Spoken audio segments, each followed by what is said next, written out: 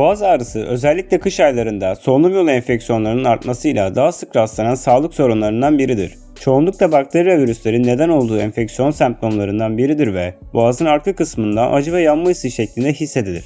Kişinin grip ve nezle gibi hastalıkları geçirmekte olduğunun yaygın bir belirtisidir.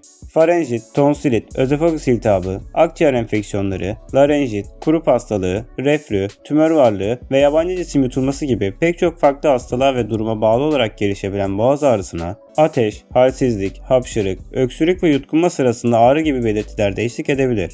Boğaz ağrısı enfeksiyöz hastalıkların belirtisi olduğu zaman bulaşıcılık olabilmektedir.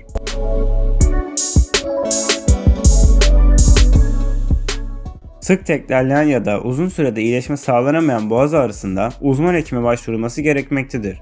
Burada yetişkin ve çocuklar arasında bir ayrım yapılması önemlidir. Gelişim süreçleri birbirinden farklılık gösterdiği için yetişkinler ve çocuklarda görülen geçmeyen şiddetli boğaz ağrıları ayrılmaktadır. Yetişkinlerde sıklıkla ve süreklilikle devam eden boğaz ağrıları akla ilk olarak faranjit hastalığını getirmektedir. Sıklıkla viral olan bu faranjitler boğaz mukozasının çeşitli etkenlere karşı duyarlılığı olarak düşünülebilir. 3 ila 7 gün arasında oral yolla alınan ağrı kesiciler ile ortadan kalkan bu hastalık, bakteriyel olanlarda ise aynı durum söz konusu değildir. Bademciklerin neden olduğu bakteriyel durumlarda ise kronik bademcik enfeksiyonlarının görülmesiyle sık sık hastalığa yatışlar görülür.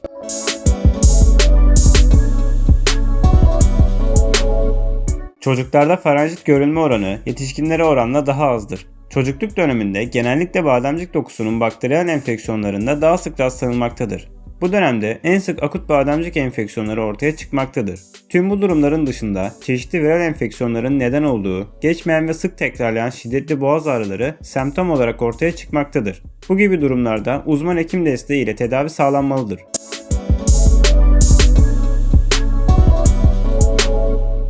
Yutkunmada yaşadığınız zorluk devam ediyor ve yutkunurken boğaz ağrısına ne iyi gelir diye merak ediyorsanız evde uygulayabileceğiniz tedavi 5 ila 10 gün içerisinde etki göstermediyse mutlaka tıbbi yardım almalısınız. Bunun yanında kızarıklık, nefes almada güçlük, yutkunamama, ağzı açarken zorlanma, eklemlerde ağrı, tükürükte kan olması, kulağın şiddetli ağrıması, boyun ve yüzde şişlikler, uzun süre ses kısıklığı yaşanması ve 38 derece üzeri ateş gibi belirtilerde tıbbi yardım alınmalıdır.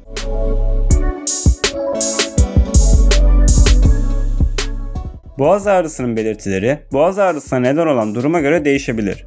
Boğaz ağrısının başlıca belirtileri şunlardır: boğazda ağrı veya kaşıntı hissi, yutkunma veya konuşma ile giderek kötüleşen ağrı, yutkunmada güçlük çekme, boyunda veya çenedeki ağrılı şişmiş bezler, bademciklerin şişmesi, bademciklerde görülen beyaz lekeler veya irin, boğuk bir ses. Boğaz ağrısına neden olan enfeksiyonlar şu semptomlara da neden olabilir: ateş, öksürük, burun akması, hapşurma, vücut ağrıları, baş ağrısı, mide bulantısı ya da kusma. Viral bir enfeksiyonun yol açtığı boğaz ağrısı şikayeti çoğunlukla en fazla bir hafta sürer ve tıbbi tedavi gerekmez. Boğaz ağrısı uzun süredir devam ediyorsa vakit kaybetmeden doktora başvurulmalıdır. Zira sürekli devam eden boğaz ağrısının nedeni daha ciddi bir sağlık sorununun belirtisi olabilir. Boğaz ağrısı ile birlikte şu semptomlar da görülüyorsa vakit kaybetmeden bir sağlık kuruluşuna başvurulmalıdır. Nefes alma veya yutma güçlüğü, boğazda şiddetli acı, salya akıtma, nefes alma esnasında sesin tizleşmesi.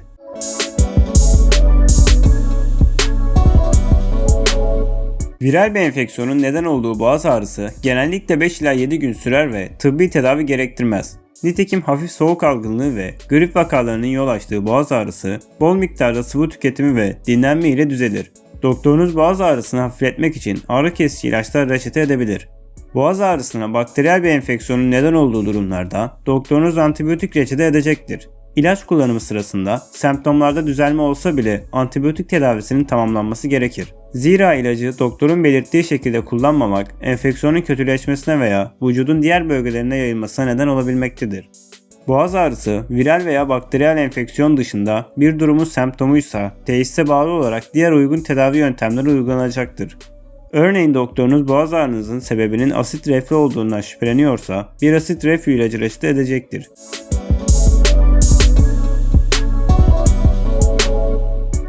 Boğaz ağrısına ne iyi gelir, nasıl geçer, boğaz ağrıları evde nasıl tedavi edilir gibi sorular sıkça sorulmaktadır. Boğaz ağrısının kronik bir hal almadığı koşullarda alınacak önlemler genellikle boğaz ağrısını yatıştırmaya yardımcı olabilir. Ilık ve tuzlu suyla gargara yapılabilir. Yarım çay kaşığı tuzu 1 bardak suya karıştırın. Daha sonra gargara yapın ve tükürün. Bu sayede boğazınızı nemli tutabilir, boğazınızdaki kaşınma hissi hafifleyebilir. Bunların dışında kendi ılık kompresinizi yapmak için bir havluyu sıcak suyla ıslatıp boynunuza tutabilirsiniz. Nitekim boğazınızın sıcak tutulması hassas lenf düğümlerinin yatıştırmaya yardımcı olabilmektedir. Uyku esnasında odanın çok kuru bir havaya sahip olmaması gerekir. Zira bu durum boğaz ağrısının şiddetini daha da arttırabilir. Kuru havadan etkilenmemek için kalorifer peteğinin üzerine ıslak havlu konularak veya sobanın üzerine bir çaydanlık kaynatılarak odayı nemlendirmek mümkün hale gelebilmektedir. Tüketilen içeceklerin çok sıcak ya da çok soğuk olması boğaz ağrısına iyi gelmez. Bu bağlamda tüketilecek içeceklerin ılık olması önemlidir. Bol miktarda su tüketilmelidir. Bal tüketmek boğaz tahrişini rahatlatmaya yardımcı olabilir. Ayrıca boğaz pastilleri de ağrının giderilmesine yardımcı olabilmektedir. Yutulması kolay olan yiyecekler, püre, makarna, pilav, sıcak çorba, lapa gibi besinler tercih edilmelidir. Sigara içilmemeli, sigara dumanından kaçınılmalıdır. Baharatlı yiyecekler tüketmekten boğaz ağrısı yatışıncaya kadar kaçınılmalıdır. Elma sirkesi antibakteriyel özelliği sayesinde boğaz ağrısına iyi gelebilir. Boğaz ağrısına iyi gelen tüketilmesi önerilen elma sirkesinin ılık suyla az miktarda tüketilmesine dikkat edilmelidir.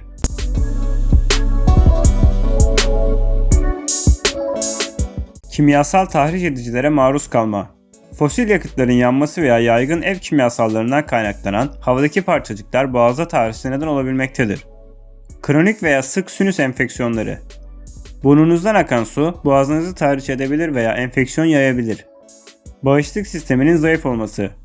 Bağışıklık sisteminiz zayıf ise enfeksiyonlara daha duyarlı olursunuz. Bağışıklığınızın azalmasının yaygın nedenleri arasında şeker hastalığı, steroid, kemoterapi ilaçları, kanser tedavisi, stres, yorgunluk ve kötü beslenme yer almaktadır.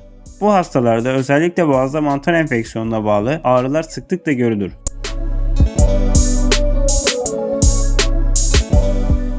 Yutkunmada yaşadığınız zorluk devam ediyor ve yutkunurken boğaz ağrısına ne iyi gelir diye merak ediyorsanız evde uygulayabileceğiniz tedavi 5 ila 10 gün içerisinde etki göstermediyse mutlaka tıbbi yardım almalısınız. Bunun yanında kızarıklık, nefes almada güçlük, yutkunamama, ağzı açarken zorlanma, eklemlerde ağrı, tükürükte kan olması, kulağın şiddetli ağrıması, boyun ve yüzde şişlikler, uzun süre ses kısıklığı yaşanması ve 38 derece üzeri ateş gibi belirtilerde tıbbi yardım alınmalıdır.